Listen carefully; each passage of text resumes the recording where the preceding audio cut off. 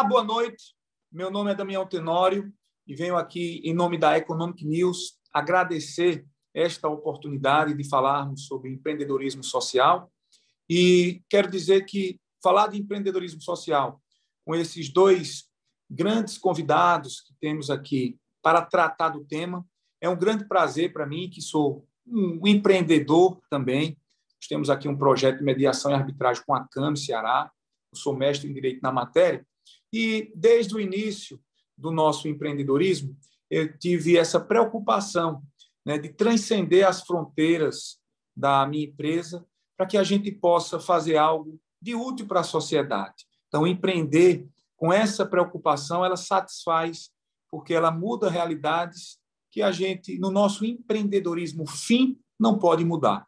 Então, eu quero dizer que, para todos vocês, que vai ser um momento de grande aprendizado, porque pude, na prática, conhecer a atuação do meu amigo Wagner, da doutora Ticiana, em cada uma das suas respectivas atuações. Então, para deixar essa noite mais tranquila, eu quero fazer a apresentação de cada um e deixar à vontade cada um dos nossos convidados para falar o que o empreendedorismo social fez e faz nas suas respectivas vidas. Então, primeiramente, eu gostaria de apresentar a doutora Ticiana Rolim Queiroz, graduada em Administração de Empresas pela Unifor, com MBA em Gestão de Negócios pelo IBMEC, é diretora-gerente em Impacto Social da Serrolim Engenharia, empresa reconhecida pelo forte trabalho nas áreas de responsabilidade socioambiental, primeira empresa de engenharia no Brasil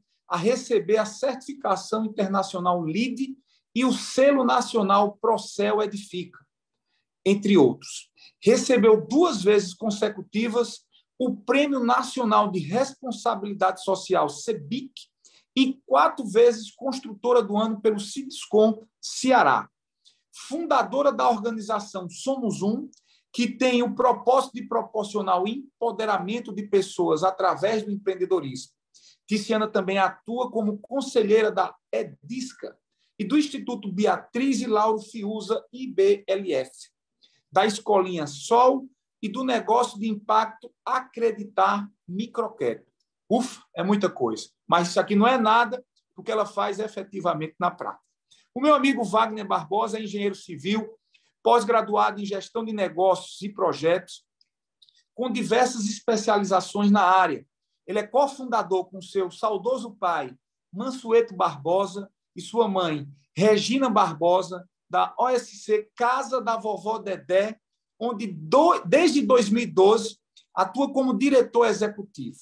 A entidade atualmente atende 1.400 crianças e jovens de 6 a 29 anos, através de 16 cursos de músicas e diversos cursos profissionalizantes. Tudo de forma totalmente gratuita. Então, aqui, pela breve apresentação, foi porque a gente suprimiu muita coisa, né? Nós já temos aqui uma perspectiva de quanto vai ser frutífero esse momento. Então, eu gostaria aqui de iniciar facultando a palavra à doutora Ticiana Rolim e que ela possa nos brindar acerca da experiência dela, da empresa e de todo esse conteúdo de pessoas, essa quantitativa de pessoas que atuam nesse ramo. Então, Ticiana, você está com a palavra e boa noite para você. Boa noite, obrigada pela apresentação, Damião, obrigada, Wagner, por dividir esse momento com você. Vocês da Casa da Vovó Dedé também são inspiração para nós. Parabéns pelo trabalho, aproveito para me parabenizar. Bom, então como é que eu vou me apresentar e entrar no assunto de empreendedorismo social? Eu sinto no meu coração de dizer como eu cheguei como eu me tornei uma empreendedora social, porque hoje eu me considero como tal. A minha vida inteira, os meus pais sempre fizeram muito trabalho social. A mamãe foi uma das fundadoras do IPRED, o papai foi um dos fundadores da EDISCA. A primeira conta da EDISCA foi no nome do papai. Então, assim, a gente tem um histórico de eu, desde criancinha, indo para essas instituições e compreendendo, vamos dizer, eu gosto de dizer que é saindo dessa bolha, né, que a gente vive. E eu segui, né? As crianças aprendem o que vivenciam, então eu segui esse exemplo deles, mas em um determinado momento que eu comecei a fazer um trabalho de autoconhecimento bem profundo, em 2012, eu comecei a me conectar com o meu propósito de vida. O que eu vim fazer nesse mundo? Para que é que eu acordo todo dia de manhã? Há 20 anos eu comecei a trabalhar na Serrola Engenharia, que é uma empresa da família. E eu era diretora comercial e marketing e sempre fui muito feliz lá. Mas nessa conexão com o propósito, eu comecei a perceber que eu não conseguia mais fazer o meu trabalho na Serrola Engenharia, apesar da gente fazer várias ações sociais lá. Em alguns momentos, fazer o meu voluntariado. Eu tinha que juntar as duas coisas. E aí é quando eu começo a empreender para resolver problemas sociais. Na verdade, em 2017, eu li um livro do Yunus, Muhammad Yunus, que chama Um Mundo Sem Pobreza. E esse livro me tocou profundamente, me fez cair em lágrimas quando eu li a frase dele, que ele fala: sonho com um dia em que as pessoas terão que ir aos museus para saber como era viver na pobreza. E eu falei, nossa, esse também é meu sonho. Eu vou seguir esse homem, saber o que ele está fazendo, eu vou ajudar a construir esse museu. E aí fui estudar, li todos os livros dele, vi um monte de palestras, e aí eu entendi melhor o que era aquilo. Eu falei, nossa, então a gente pode usar a força dos negócios para mudar o mundo. E aí tem uma frase que eu gosto muito, que é da Artemisia, que é uma aceleradora de impacto de São Paulo, que fala, entre ganhar dinheiro e mudar o mundo, fique com os dois. E a gente sempre tem esse conflito, né? E eu escuto muitas pessoas falando, não, eu vou trabalhar muito, aos 70 anos eu vou abrir uma ONG, um instituto. É lindo, é maravilhoso, mas não dá mais tempo de esperar fazer 70 anos, a gente tem que agir agora. Então, como é que a gente vai gerar impacto positivo trabalhando nos nossos negócios? E aí, em 2017, quando eu me deparei com esse livro e comecei a estudar, eu entrei num fluxo divino, porque aí eu encontrei ali o meu propósito, e acreditem, gente, quando a gente está no propósito, as coisas fluem, a gente gasta menos energia e consegue um melhor resultado. Quando está travando muito, é porque, opa, reveja, porque ali não está conectado com o que você veio fazer nesse mundo. Então, eu experienciei isso, de chegar pessoas, conhecer pessoas, conectar, evento, um livro que alguém me deu que tinha a ver com aquilo, e as coisas iam fluindo de uma forma muito rápida. E foi quando eu fundei a Somos Um, que é o meu negócio social, que existe para apoiar pessoas a prosperarem a partir do empreendedorismo e fomentando esse ecossistema de negócios de impacto. Então, a gente tem alguns trabalhos, como Florescer, que são para mulheres, porque aí, primeiramente, não vamos trabalhar com mulheres. Focar em mulheres na periferia. E aí a gente criou o curso, que na verdade é uma trilha que a gente chama, que chama Florescer. Inclusive, essa semana a gente terminou mais uma turma, é sempre uma emoção. Fizemos online, segunda-feira, esse fechamento. E a gente dá um curso para as mulheres, tanto de líder de si mesmo, empoderamento feminino, meditação, gestão das emoções, propósito, mediação de conflitos e como empreender. Porque a gente entende que nós somos seres com várias dimensões, né? A nossa abordagem é biopsicossócio-espiritual. A gente aprendeu isso com o Padre Rino, lá no Bom Jardim, que é um parceiro incrível nosso e a gente aprende muito com ele. Que somos seres com dimensões mental, espiritual, econômica, social, física. Então, a gente quis abordar em compreendendo a mulher nesse todo, como um ser integral. Paralelo a isso, a gente fez também um hackathon social, onde a gente uniu moradores do Bom Jardim com professores e alunos da Unifor, alunos da pós-graduação, inclusive, para criar negócios que resolvessem problemas do bairro. Isso aconteceu em setembro de 2019 e os 3 primeiros lugares que ganharam no hackathon, a gente deu uma aceleração para eles. Terminamos agora em julho, por conta da pandemia demorou mais, mas é para ser 10 meses de aceleração, mas com a pandemia, né, a gente até se ajustar tudo demorou um pouco mais.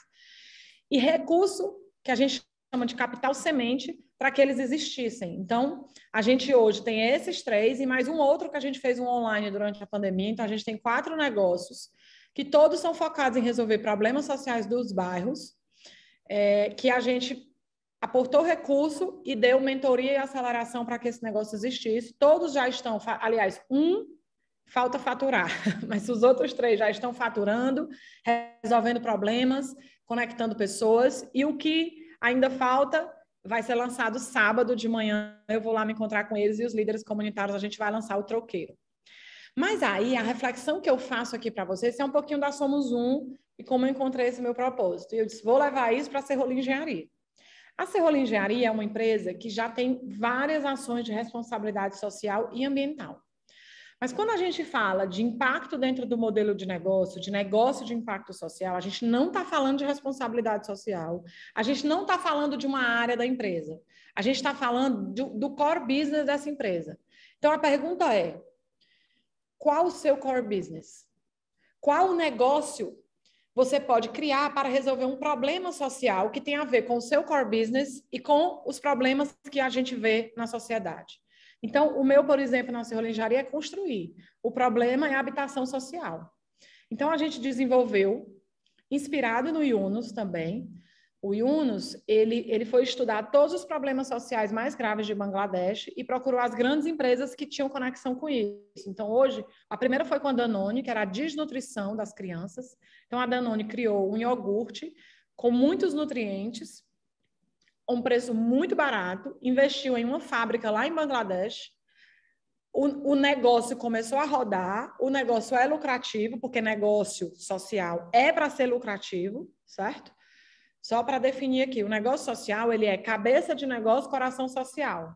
Ele é para ser lucrativo, mas ele existe para resolver um problema que é o propósito das ONGs, né? Então, a gente chama isso de setor 2,5, que ele mistura um pouco do segundo setor e um pouco do terceiro setor. É o que eu estou chamando de criar uma nova economia, uma nova forma de fazer negócios, que é o setor 2,5, que pega um pouco da ONG, pega um pouco do negócio, que é o lucro e o problema social, e cria-se um negócio para resolver isso. E aí, a proposta do Yunus para a Danone foi, você investe recurso para uma fábrica, com o lucro, a gente devolve o recurso que você investiu, mas a gente vai devolver só o que você investiu. E você não vai ter lucro com isso. O lucro vai ser reinvestido no negócio para gerar mais impacto. E assim ele fez com a Adidas, Voila, Vodafone, empresa... Ele tem 14 negócios desse tipo hoje com grandes empresas. E aí eu falei, pronto, então vamos fazer com as empresas também, né? Porque, como eu falei, ele é minha grande inspiração. Então, ele vai fazendo e eu vou copiando aqui. Então, as pessoas ficam, Tis, que ideia brilhante. Não foi minha ideia, eu estou só copiando. Foi ideia dele, ganhador do Prêmio Nobel da Paz, porque tirou mais de 8 milhões de pessoas da pobreza, foi quem criou o microcrédito também. Então, o cara é incrível mesmo.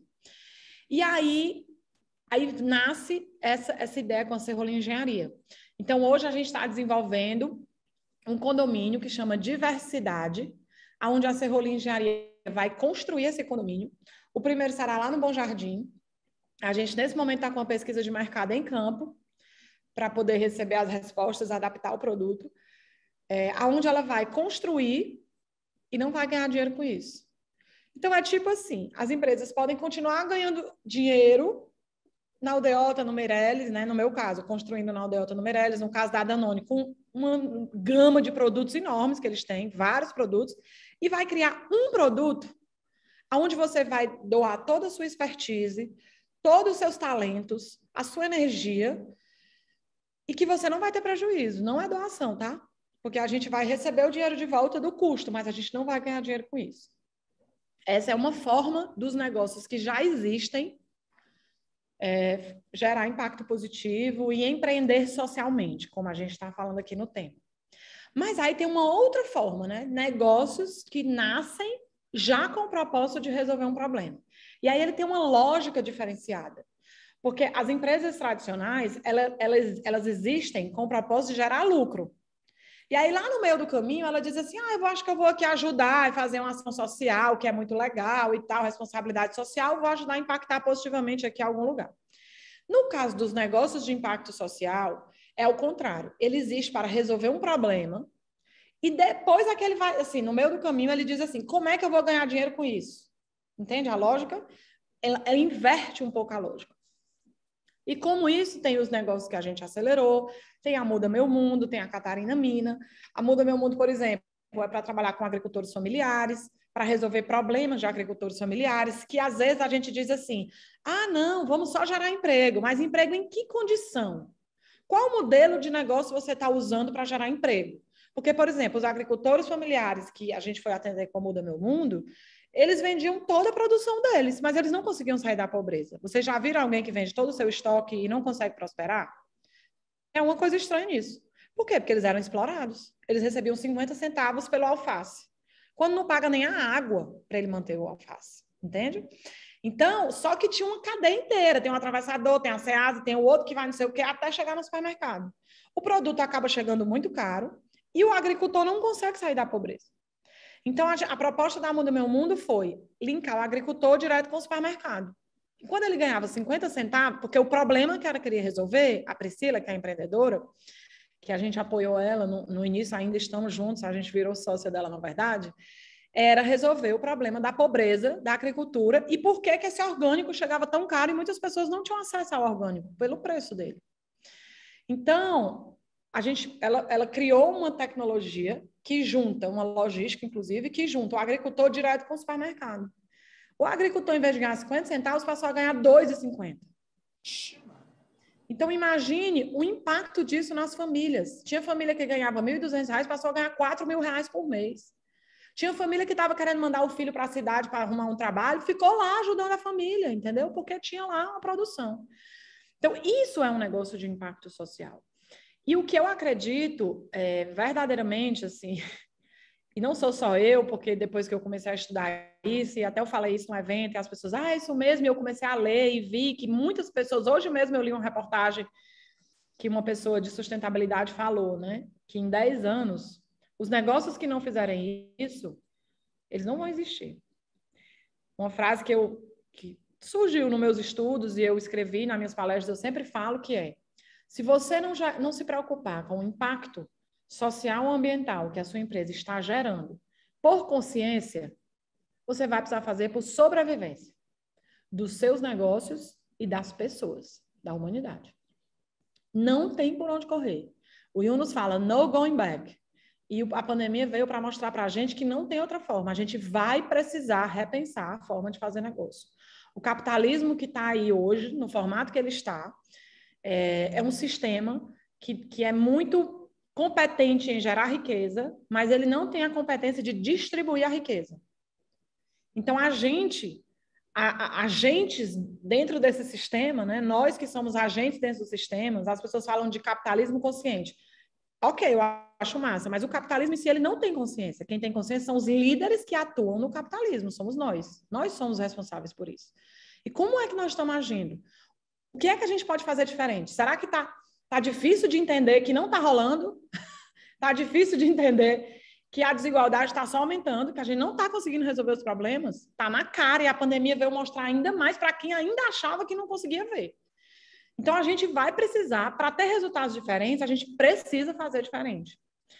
E aí é onde vem todo o ecossistema de impacto. Hoje em dia, assim, esse assunto está muito latente, tem muitas aceleradoras, tem muitos órgãos falando sobre isso, ajudando a fomentar esse ecossistema. A Somos Um é uma delas, mas nacionalmente tem vários.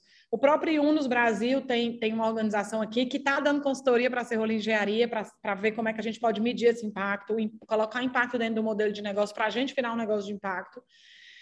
Tem várias aceleradoras incríveis, Quintessa, Artemisia, Dynamo, que estão aí loucamente ajudando esses negócios a se transformarem em negócios lucrativos e de impacto. Então, assim, a responsabilidade social, ela está amadurecendo, eu falo isso para as pessoas, sabe? Eu acho que é um salto de amadurecimento. Inclusive, a gente tem planos de criar para a Somos um curso para ajudar pessoas de organizações sociais a criar negócios sociais e o lucro ir 100% para a sustentabilidade do negócio, porque as doações, o Wagner pode falar melhor, mas assim, as doações também estão muito difíceis para sustentar as ONGs.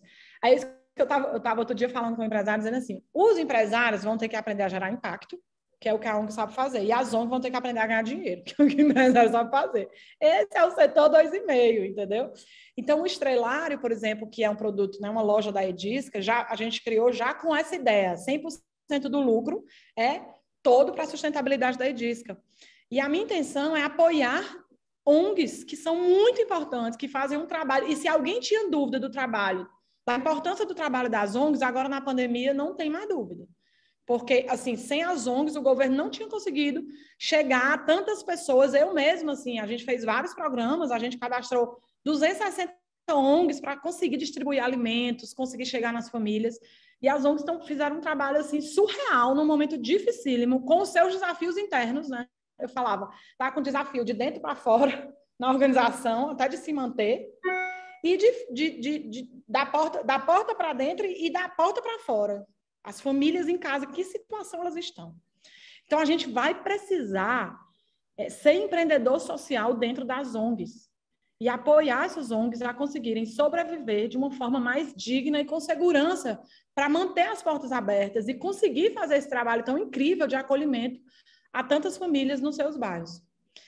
E aí, assim, para finalizar aqui, que a gente ainda vai ter uma conversa, mas para essa minha primeira fala, eu queria dizer uma frase de um professor da Singularity University, que é da Califórnia, que eu fiz um seminário com eles, e ele falou: os bilionários do século XXI não serão os que vão ter 1 bilhão na conta, mas sim os que impactarão 1 bilhão de pessoas. Então, quem topa ser um bilionário do século XXI? Esse é o convite. Obrigada. Parabéns, Tiziana, fantástico. Eu quero ser seu estagiário nessa função de ser um bilionário do futuro. Eu vou passar a palavra. Bem-vindo. Esse tipo de depoimento e a gente consegue perceber de uma forma muito hialina, clara, a vibração, sabe? Aquelas coisas que transcendem as nossas pessoas. Né? Eu sempre digo que quando a gente, principalmente a gente que tem assim, pelo menos no meu caso, né, que tive uma infância muito adversa, filho de professores e tal, e quando o mundo converge, né, satisfatoriamente para a gente começa a ter uns insights de passar a ser devedor, né, de uma providência divina para quem acredita em Deus, ou uma providência mundana para quem é ateu, algo do tipo, para que a gente possa ser minimamente útil. E já passando a palavra para o Wagner, tudo aquilo que você falou, quando eu fui visitar o projeto, Tiziana, da Casa da Vovó Dedé, uma das primeiras frases que o Wagner proferiu, não sei se ele se recorda, mas saiu de forma muito natural, que ele disse assim: doutor Damião, aqui a gente humaniza pela arte. Né? E a gente estava falando de segurança pública, que eu disse: poxa, Wagner, como é que vamos dizer assim, você ter essa despreocupação com a segurança sua, das pessoas que vêm visitar, daqueles que querem, de alguma forma, conhecer o seu projeto. E ele fala que, olha, Damião, aqui, na verdade, existe uma bolha. A própria criminalidade, ela vamos dizer assim, respeita, porque vê que nós estamos tirando. Eu acho que o sujeito que não tem alternativa, que vai buscar a fuga covarde, né, da criminalidade, e ele vê uma pessoa como Wagner, como você, Tiziana, eu acho que sabe aquele bloqueio que o cara diz assim: poxa, com esse aqui, porque ele está tirando a minha criança, está tirando o meu sobrinho, o meu filho, enfim, de uma perspectiva muito nefasta. Então, ouvir isso de você quase que arrepia, sabe?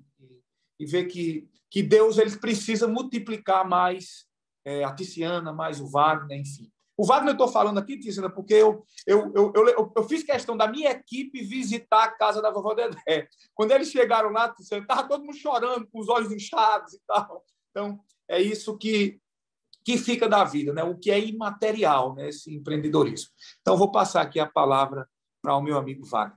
Boa noite, né? É um prazer grande. Queria agradecer o convite, Damião. Muito bom. Tiziana, bom estar aqui com você, dividindo esse espaço. Eu que acompanho o seu trabalho belíssimo, sabe? Estou sempre ali antenado nas redes sociais, vendo tudo e vibrando muito, né? Para que ele tenha o sucesso que eu tenho certeza que terá. Eu sei que isso vai mudar muito, vai ajudar a mudar muito o nosso estado, aqui, a nossa cidade, né? Para falar um pouco, falar da vovó Dedé para mim é a coisa mais maravilhosa, né? Assim, não tem tempo, não tem tempo ruim, não tem nada. Assim, eu gosto de contar a história da casa um pouco assim. A casa da vovó Dedé, de vovó Dedé, ela teve dois momentos. Teve um momento que o papai efetivamente estava lá junto, a gente teve a vontade, e meio que sendo, né, buscando a fala da Tiziana, quando ela falou que se inspirou na família, no pai, na mãe. No nosso caso, foi a mesma coisa, né? Papai sempre teve um engajamento muito grande com esse lado social, de apoiar os projetos, chegava ali na televisão pedindo ajuda. Me lembro ele, e a gente, e a mamãe também, então a gente cansou eu menino, de ir com eles. E uma das coisas eu era garoto ainda, a mamãe tinha um projeto que ela apoiava lá na Tamatanduba, no Eusébio, isso. Hoje você está bem pertinho, mas na época era uma viagem, parecia que era um dia para chegar lá. E era uma senhorinha que ela dava aula debaixo de uns cajueiros, né? Então era aquela multidão de crianças que se encontravam ela era uma casebrezinha, uma casinha pequena, e ela alfabetizava essas crianças lá debaixo dos cajueiros, uns banquinhos de madeira, uma coisa bem rústica. E nós íamos para lá no sábado pela manhã levar lanche, e o papai ia dar para fazer palestra e tal.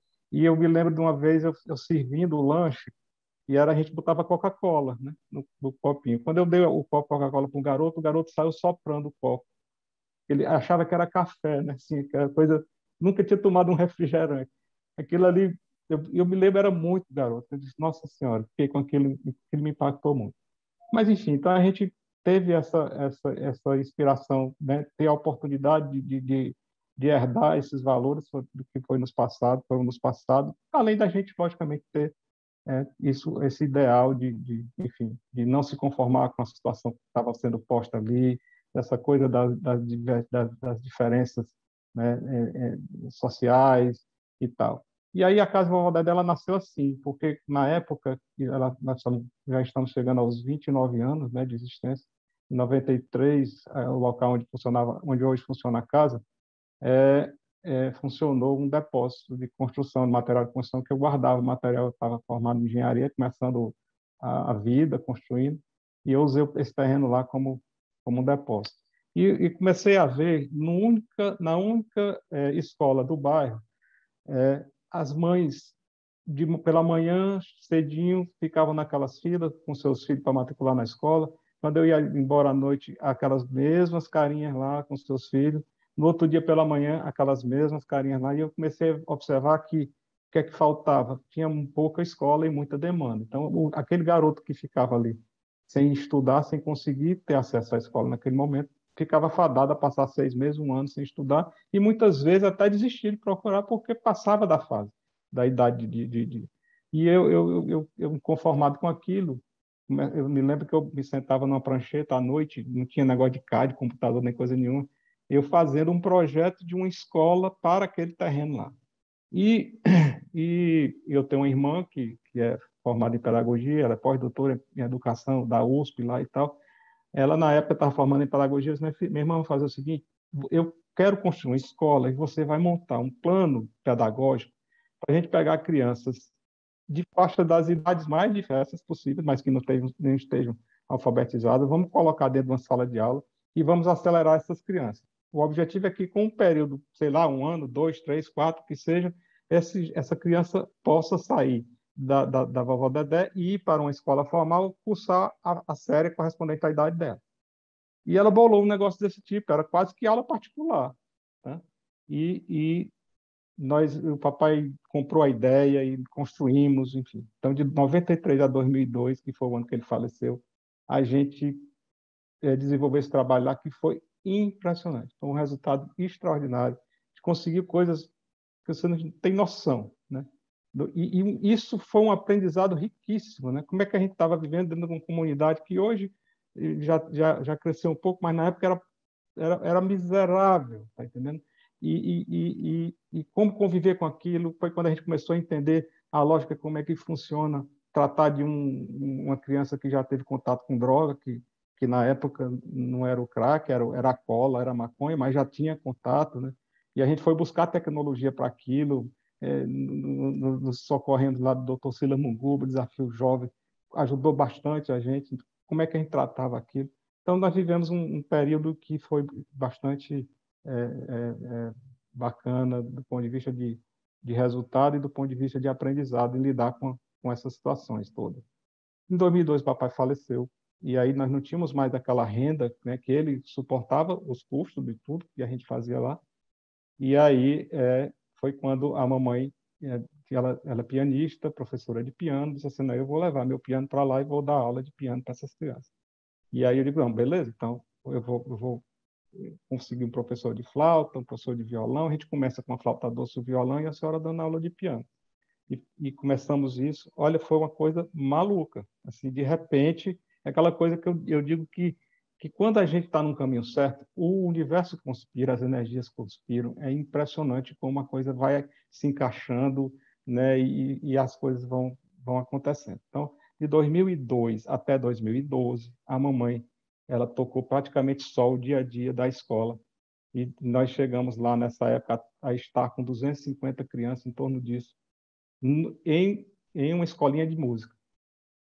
E que já, poxa, do violão e da flauta e do piano já tinha incluído o violino, enfim, porção de violoncelo, já tinha instrumento para todo lado, vários professores, e a gente conseguindo suportar aquilo ali, e era doação de instrumento aqui, doação de instrumento acolá, e a coisa ia caminhando. Em 2012, ela fez um recital que ela resolveu fazer um grande recital na cabecinha dela, assim, eu vou fazer um negócio para mostrar o que é que esses meninos são capazes.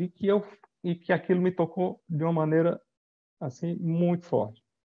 Eu vi um trabalho extraordinário, de uma qualidade exemplar, qualidade musical, vi crianças que eu via chegar lá com 5, 7 anos, 6 anos de idade, 7 anos de idade, tocando uma maluquice no piano. Essas duas meninas, por exemplo, que eu estou citando, hoje já estão na Europa.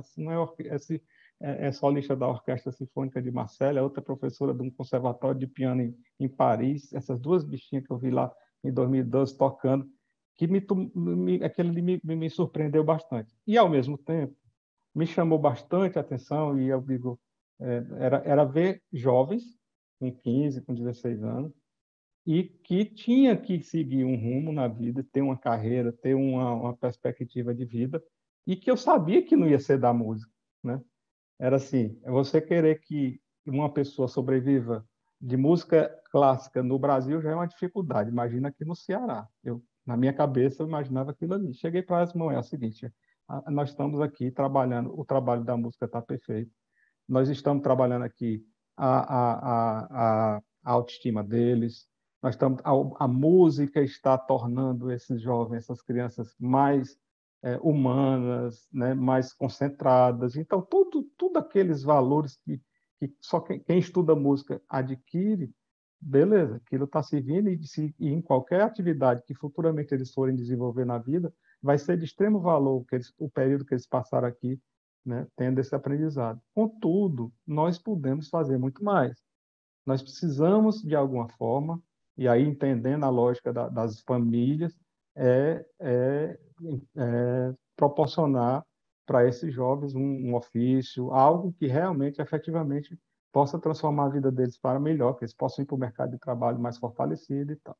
E aí eu digo, olha, a senhora entenda aqui uma coisa, nós temos a música e nós podemos gravar essa música. Para gravar essa música, nós temos que construir um estúdio.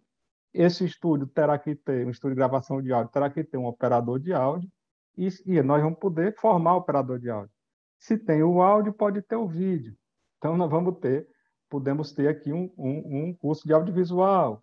E aí, essa coisa que é que na minha cabeça estava ali borbulhando. O audiovisual tem muito a cara, assim, tem um apelo muito forte para essa juventude, para esses jovens, sobretudo da periferia, aquela coisa de estar mexendo com vídeo e tal, com informática, com computação. Isso é um apelo muito grande, quer dizer, olha, a gente tem que, a nossa metodologia que nós criamos lá na casa, nós temos que acolher, encantar e ensinar. E tem que ser nessa sequência, porque o encantamento ele tem que ser total, ele tem que ser em todos os sentidos. né? Porque aí nós estamos mexendo, como você falou, tem gente, tem garoto lá de todo tipo de origem, né? Então, o encantamento que ele tem lá fora é muito grande, né? E se eu conseguir colocá-lo aqui dentro e ele abrir mão do que tem lá fora para ficar aqui, nós já estamos vencendo uma batalha grande. Então, ela concordou e aí foi quando a gente começou efetivamente a trabalhar a questão da formação profissional desses jovens. Quer dizer que a Casa de Vovó Dedé, ela atende dois tipos de jovens, que eu chamo de assistidos, né? Tem aquele que tem família, que tem pai, tem mãe, e que, apesar, a despeito das dificuldades financeiras, acompanham os filhos, apoiam os filhos, né? Mas que, por justa razão, quando os filhos chegam a determinada idade, necessitam que eles saiam para buscar receita, dinheiro para compor o orçamento da família, né? Mas estão sempre juntos, e é aquele cara que eu posso chegar para o pai e dizer: esse menino não vai poder sair daqui agora e vai passar mais um ano aqui estudando para poder a gente encaminhar para o mercado de trabalho e tal, e ele se conforma e ele aceita. Por outro lado, tem aquele que não tem nada disso e o que tem era melhor que não tivesse. Tá? Então, essa coisa assim, é o pai que, enfim, é traficante, e aquela coisa toda, então ele está sujeito a todo tipo de mazela social que a gente possa imaginar, que a gente já conhece, sabe como é. Então, esse precisa de muito mais. Então, o que é que a gente aprendeu lá na casa? E por que que a gente consegue, assim, ter um resultado tão expressivo? Nós entendemos desde sempre que se a gente não chegar na família, a gente não consegue ter resultado. Tá? Então, a gente tem que chegar na família de alguma forma, recompondo os laços familiares, se não são com aqueles que ele está habitando, que teoricamente chama de família, mas se lá é um ambiente tóxico, a gente tem que tirar dali e levar para outro lado e recompor esses laços, seja com a avó, com a tia, ou até mesmo com uma família estranha, uma outra família que acolhe, tá certo? Mas eles têm que ter essa base, tá? E tem que criar, nós temos que passar para eles esses valores. Então, a casa trabalha, além de tudo que ela já faz, ela trabalha disso de uma forma muito forte.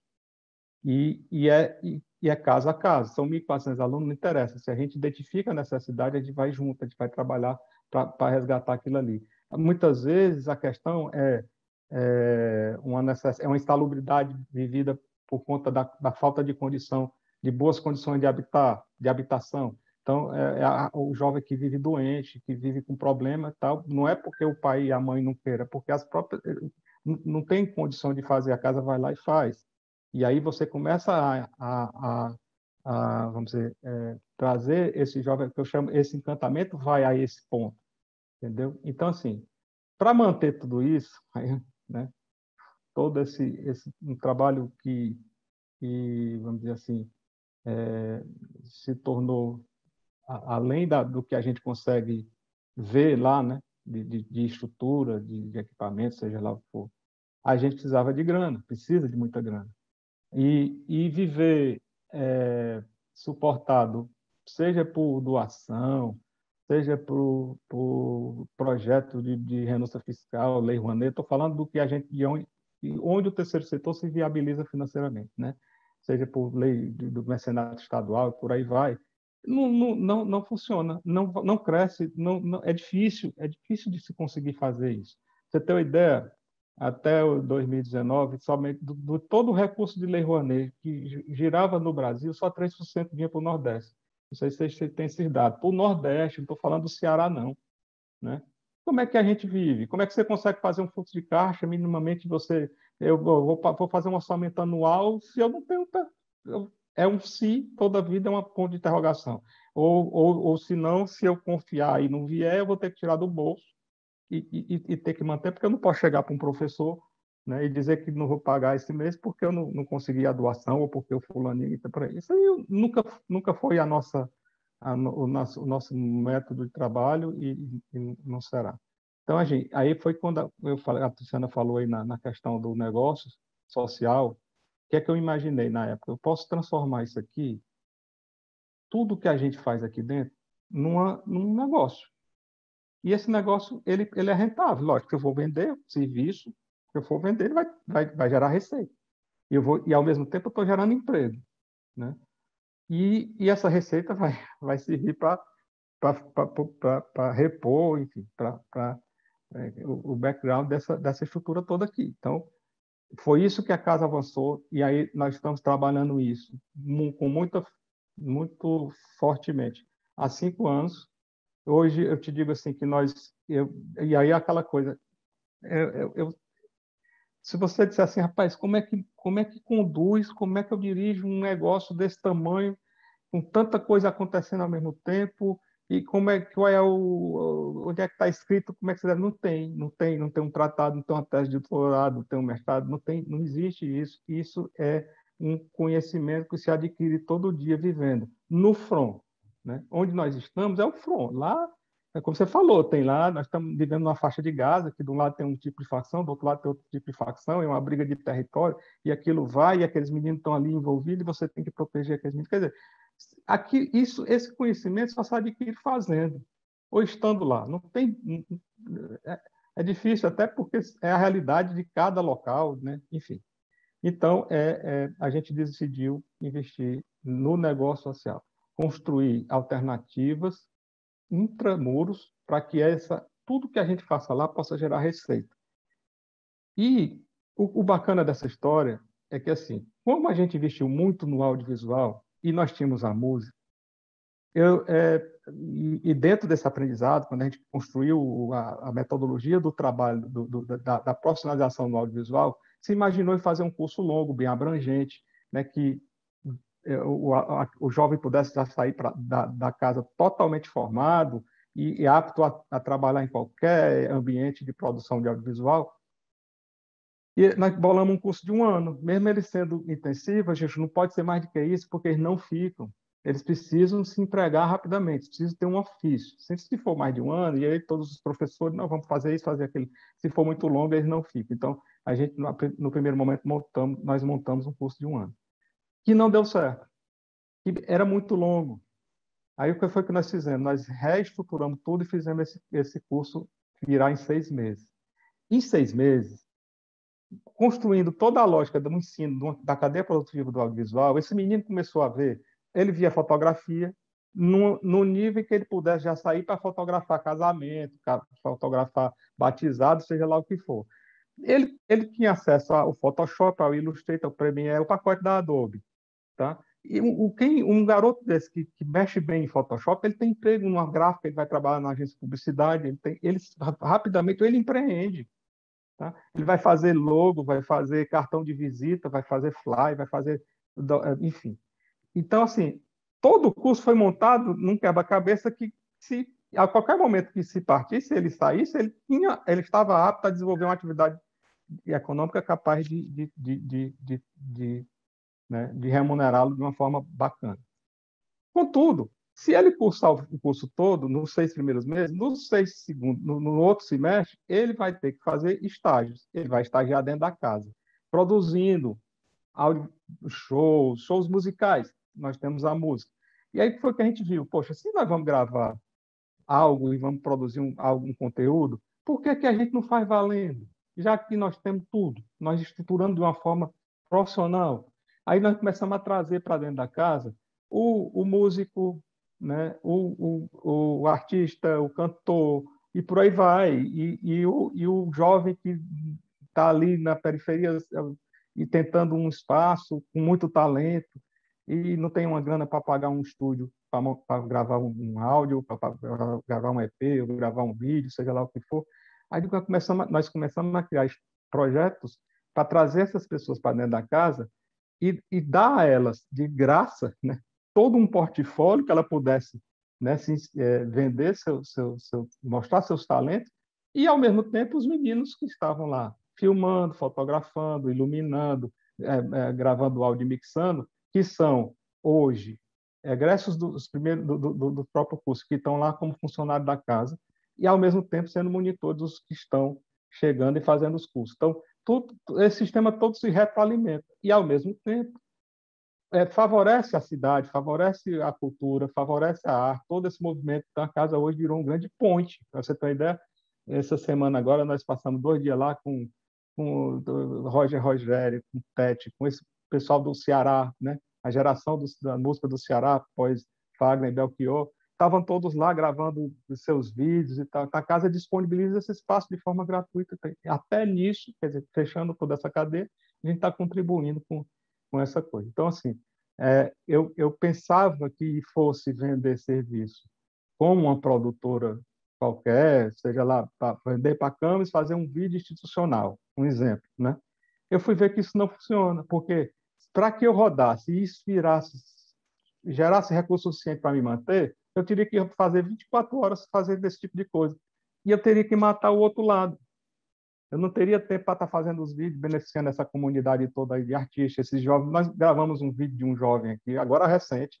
Ele gravou um show do Djavan, e a gente montou a gente tem um projeto lá para fazer tributos, aí fizemos um tributo ao Djavan. O Djavan repostou o vídeo dele, aí mais 3 grandes artistas repostaram. O cara tá bombando, está lá em São Paulo já gravando, foi contratado. Quer dizer, a internet também tem essa coisa, né, que você bota, que você joga, não sabe onde se vai bater, mas que tem um poder gigantesco, tem, né?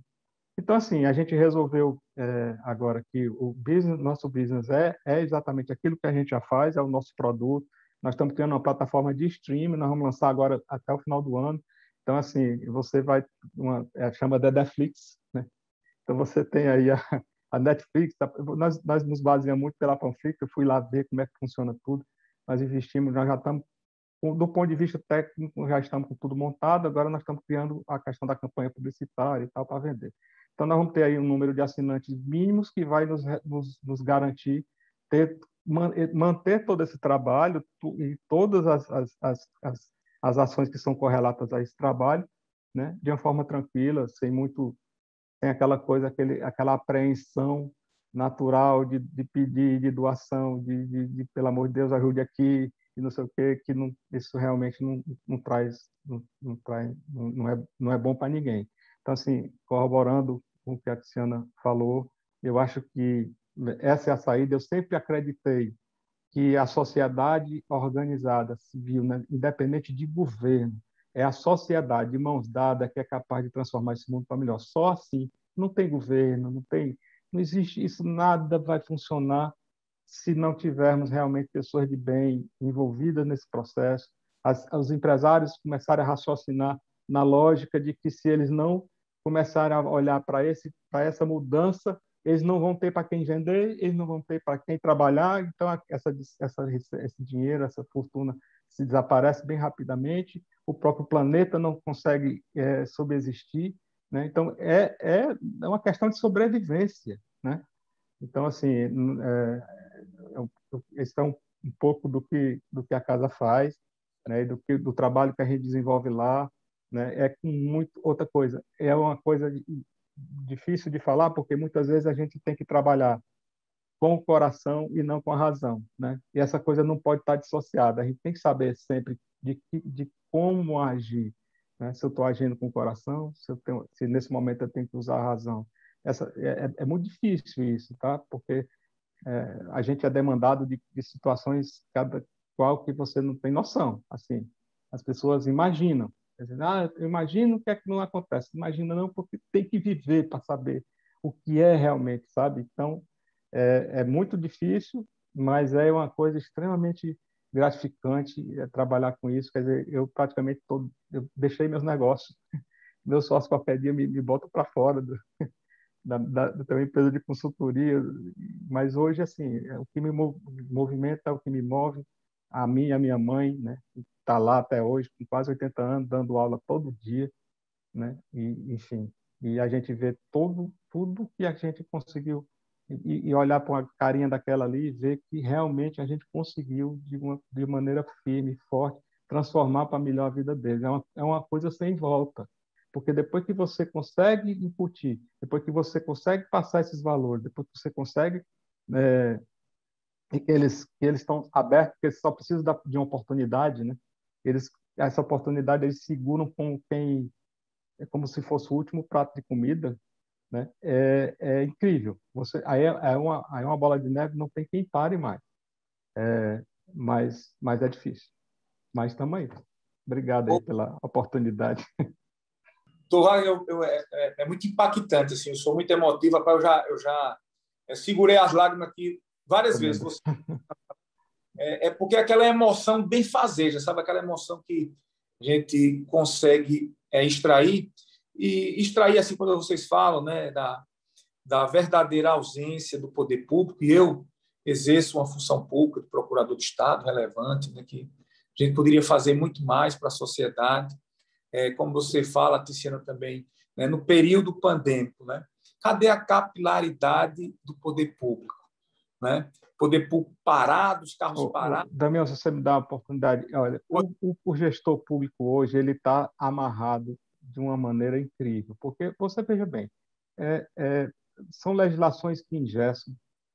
Infelizmente, a nossa situação, você conhece bem, você é do meio, é jurista, você sabe que hoje qualquer gestor pensa duas vezes antes de ordenar uma despesa, antes de fazer qualquer ação, porque se aquela coisa, você está lá, você quebrou uma fechadura, você tem que abrir um processo administrativo que vai gerar uma licitação, que vai não sei o quê, que o empenho que paga. Quando você conseguir fechar esse processo de compra daquela fechadura, já quebraram 10. Tá? Então, nós, que aí eu falo bem aqui do terceiro setor, nós não temos isso. Quebrou aquela coisa ali. E outra coisa que a gente tem que dar um exemplo. Eu digo sempre, e o encantamento passa por isso. Eles têm que saber que eles têm que ter acesso a esses valores, entenderem que o belo é bacana, que a limpeza é importante, né? Porque essa ação da prevenção. Poxa, eu tô passando de forma singela que eles têm que cuidar da saúde, que eles têm que se alimentar de forma correta, e parará. Isso gera tira uma carga do Estado no futuro, porque são menos doentes impactando lá no posto de saúde, né? E por aí vai. Mas o gestor público, ele cada vez está mais difícil a situação de como fazer essa gestão. Como é que repassa, como é que compra, como é que paga, como é que vai. E aí esse dinheiro não chega na ponta. Quando chega, já o problema que era X já está X vezes sei quanto, tá certo? Então, assim, eu sou defensor, eu sempre defendi isso com quem eu converso, o pessoal gestor, eu digo, rapaz, usem a rede do terceiro setor. Ela é gigante. Tem gente fazendo coisas belíssimas sem condição nenhuma, muitas vezes não sabe o que é um estatuto, não sabe o que é, como é que se organiza. E a casa, nós estamos fazendo isso. Tem um projeto lá, o Bem Fazer, que nós criamos exatamente para isso. Nós identificamos vários projetos que não tem um estatuto. Como é que ele consegue recurso? Como é que ele consegue um alvará? Deixar de pagar IPTU, amigo, porque ele não está regularizado. Então, o cara está lá fazendo um trabalho numa dificuldade danada e pagando IPTU, enquanto a legislação permitia que ele não pagasse. Então, o que eu digo assim, eu acho que cada vez mais, tanto o empresário tem que pensar nessa questão, né, do empreendedorismo social, e o gestor tem que pensar, né, que ele consegue fazer por muito menos, em usar a rede imensa, né, de projetos que estão aí, de pessoas, né, que estão se dedicando nesses processos, nesses projetos, e isso se multiplica de uma forma gigantesca. O Estado vai ganhar com isso, a população ganha com isso, entendeu? Então, desculpa aí ter interrompido, mas eu acho que é uma coisa que as pessoas têm que pensar mais, tá? O legislador tem que pensar mais. Poxa, vamos favorecer, vamos de alguma forma criar condições mais ágeis e menos brandas para o gestor em trabalhar em conjunto com o terceiro setor. Com certeza. Eu falei nesse tema da preocupação com o poder público, porque eu, infelizmente, estou vendo muitas pessoas, Tiziana, que não têm o propósito tão enraizado como você e o Wagner têm, de querer jogar a toalha, assim, de estar desesperançado que o poder público ele pode ser um agente que venha coadjuvar, pelo menos a não prejudicar, enfim. Então, é muito triste ver esse lado daquelas pessoas que não conseguem existir sem um mínimo de apoiamento de poder público. Então, esse depoimento do Wagner eu já tinha visto e eu estou vendo na prática, né? Então, só para encerrar, e eu gostaria que cada um de vocês aqui pudesse, ao final, sugerir algo para que nós, empreendedores, possamos beber dessa fonte e, acima de tudo, A Ticiana viu o pai e a mãe fazendo isso desde pequena. O Wagner viu o seu pai iniciando esse trabalho. E para quem nunca teve esse doce prazer de viver o bem-fazer dos seus pais, dos seus tios, ou de alguém que o inspire, né? Eu sou pai agora de um filho de 2 anos e eu adoro que meu filho conheça a pobreza, o pobre. É assim, sabe? Eu queria que meu filho ele pudesse tratar melhor os filhos dos outros. Assim. Então, eu estou procurando corrigir todos os meus defeitos, levando meu filho a conhecer uma realidade que é muito difícil, diante de tudo que eu conquistei, ele perceber. Então, quem não tem essa preocupação, o que é que vocês estão fazendo para esse jovem, Ticiana, para esse jovem Wagner, que vai lá, que vocês estão dando a oportunidade e que um dia ele vai crescer, que ele vai usufruir daquilo que o capitalismo proporciona quando ele se dá bem na vida?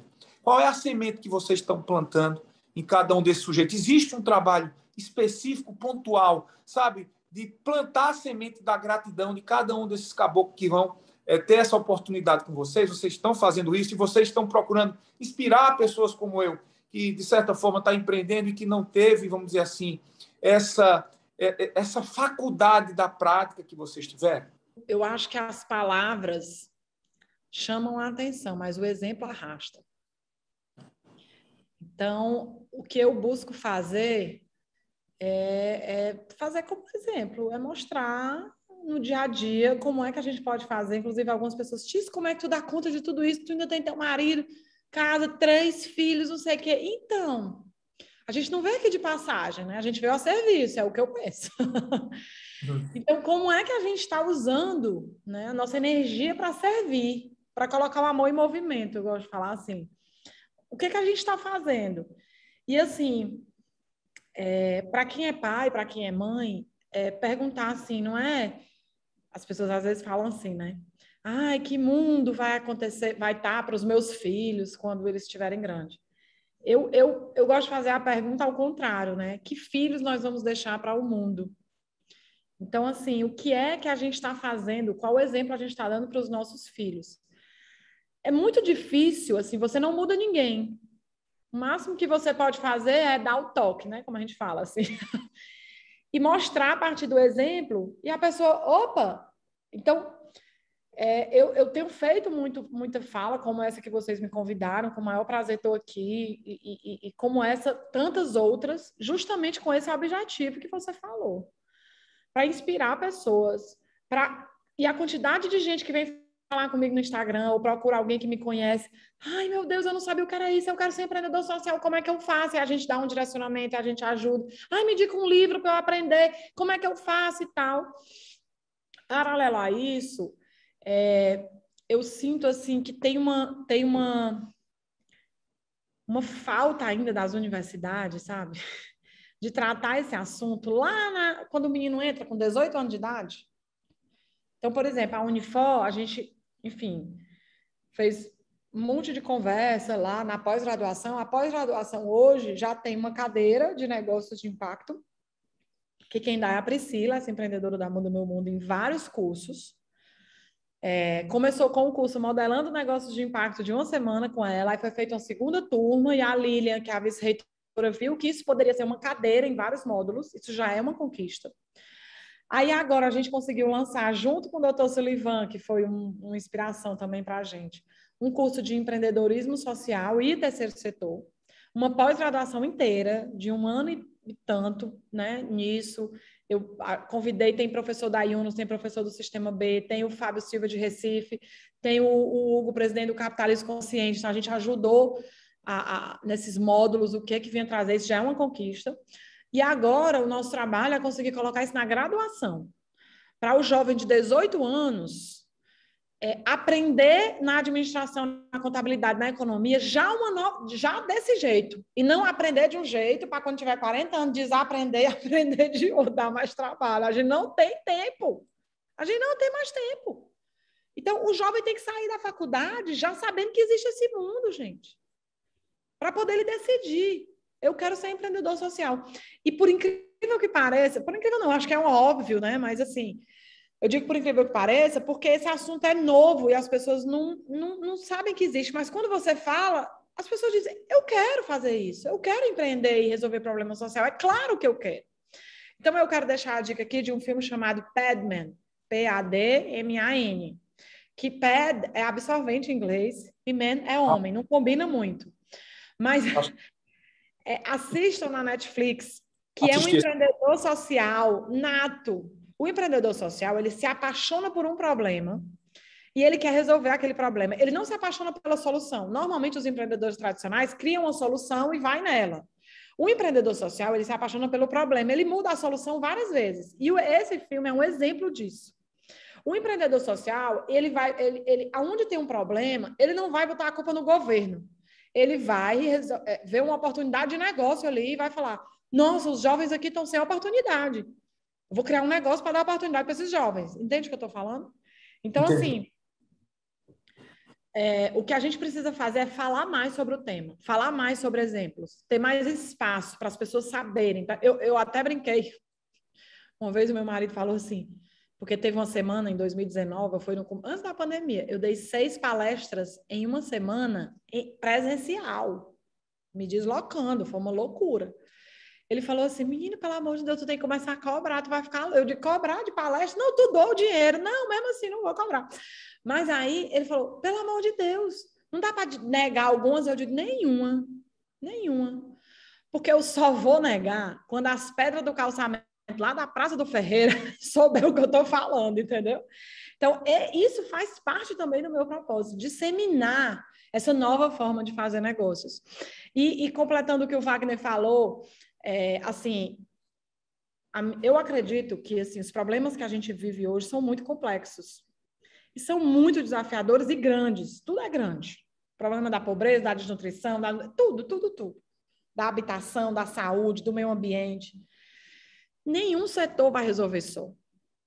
Nenhum governo, por melhor que seja o governo, não vai resolver. Nem o poder público, ou nem o privado, nem o terceiro setor, nem a sociedade, nem as universidades vão resolver só.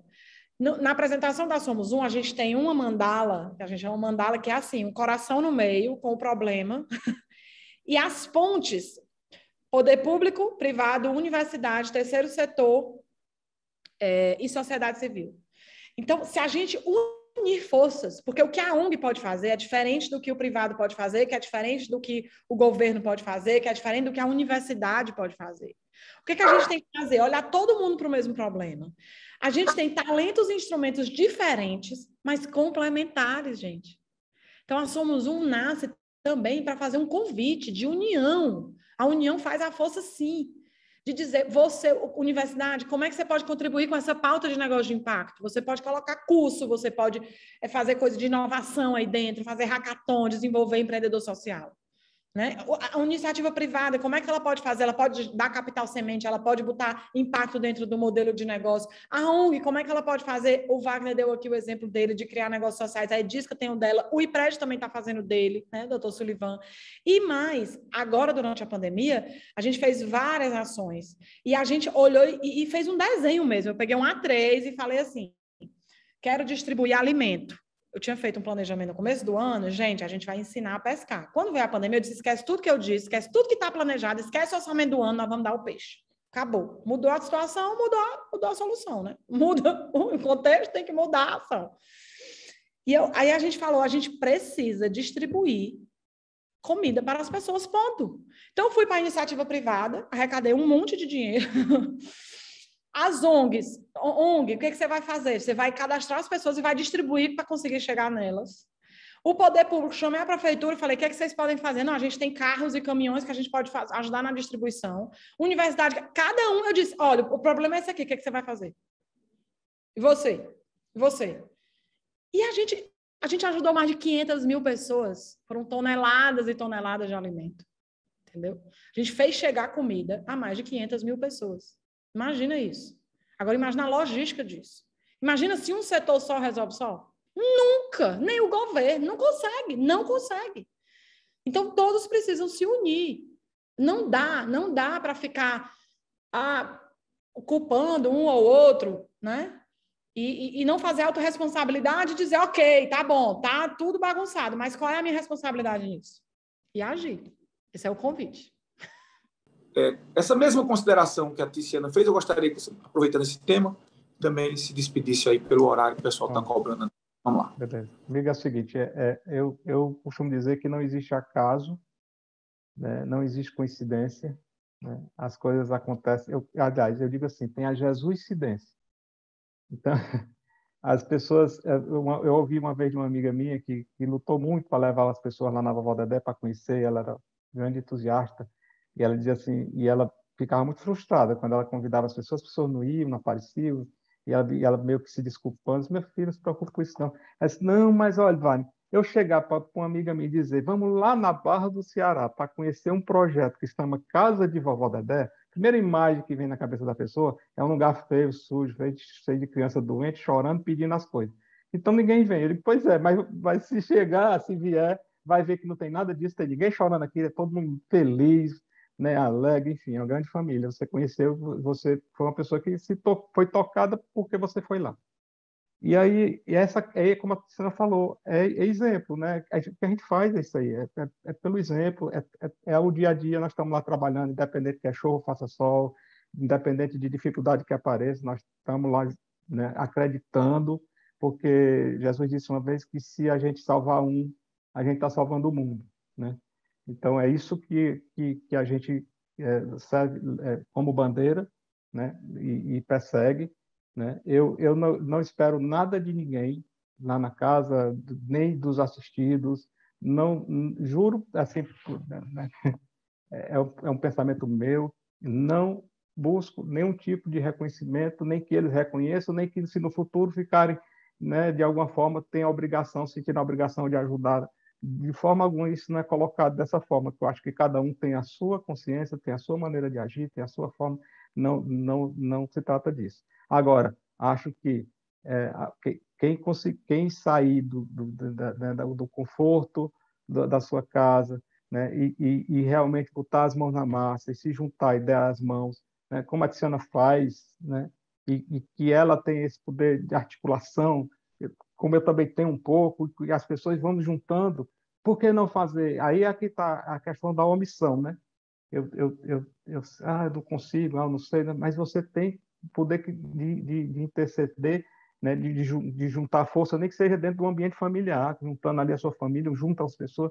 Imagina a quantidade de amigos que a gente tem, de pessoas e tal, a gente começa a influenciar, começa a falar, começa a chamar, e isso vai virando uma corrente do bem, e é como ela falou, a única forma realmente de a gente conseguir mudar esse mundo para melhor efetivamente se unindo. E as pessoas realmente que têm condição de influenciar, se entenderem que tem que levantar da cadeira e agir, não é nem por uma questão, né, de ser benemérito, é de sobrevivência, né? Então, mas...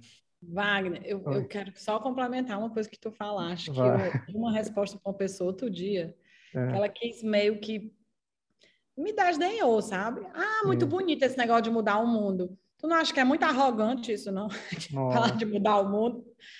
Aí eu falei, olha, depende do ponto de vista que você tá vendo. Eu, por exemplo, tenho certeza absoluta que a gente pode mudar o mundo todo de algumas pessoas.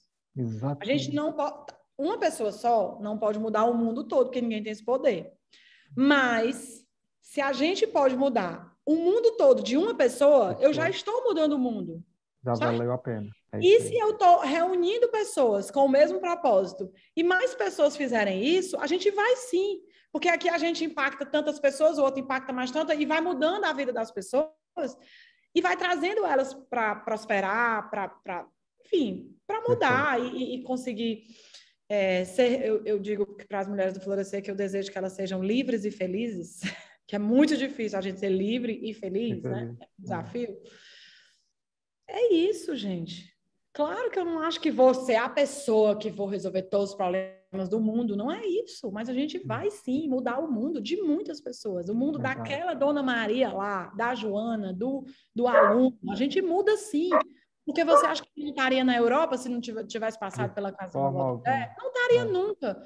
Você acha que os bailarinos da Edisca estariam lá em Paris? Hoje eu recebi notícia de um que passou no 2º lugar numa escola lá em Curitiba, uma escola estadual de balé. As meninas mandaram: Tice, tu lembra do fulano? Claro que lembro. Pois é, tu lembra que tu deu uma mala de roupa para ele, porque ele ia lá para a prova, né? E era frio, e eu mandei uma mala de roupa para ele. Lembro. Ele passou em 2º lugar. Você acha que a vida dele vai ser a mesma? Nunca mais. Nunca mais. Tiziana, eu vou dar uma sugestão quando, novamente, uma pessoa a chamar de arrogante, nesse contexto, aí você pode reperguntar assim: não é muito egoísmo, não, ser indiferente a se preocupar com o outro, né? Se você é arrogante do bem, se a gente pode ser assim chamar, né? Mas o inverso, se você mudar, né? Pô, não é muito egoísmo egoísta ser indiferente, né? E eu não tenho dons premonitórios, mas eu sabia que eu iria ser brindado, e todos aqueles que vão nos assistir aí no futuro com essa nossa roda de conversa, de sair daqui melhor do que entrei. E em falando de sonhos, eu tive a oportunidade em 2004 de ser orador da minha turma. Eu sou pernambucano, se deu para notar o sotaque aí, né? Mas eu sempre digo que eu tenho 2 bandas, igual o Luiz Gonçalves, né? Uma banda é pernambucana, uma banda é cearense. E a banda do Ceará é a mais importante, que é a esquerda, porque nasceu um cearense aqui chamado Alberto Tenório, meu filho, que já usa o capim, o meu coração, de um jeito que não tem mais como eu não fazer esse Ceará um lugar melhor para o meu filho, para as pessoas que eu nem conheço ainda, sabe? E um cearense que foi muito divino para o meu estado natal, chamado Dom Helder Câmara, caririense. E ele tem uma frase que eu terminei essa frase no meu discurso de orador, lá quando eu era estudante de Direito, que ele dizia assim: se podem as palavras nos conferir o título de sonhadores, 2 pontos. Fiquemos alegres, pois só corremos o doce risco de nossos sonhos se tornarem realidade. Então, é esse doce risco que o Wagner, que a Tiziana aqui estão correndo de mudar uma realidade. Eu queria sonhar junto com vocês e muito obrigado pela oportunidade.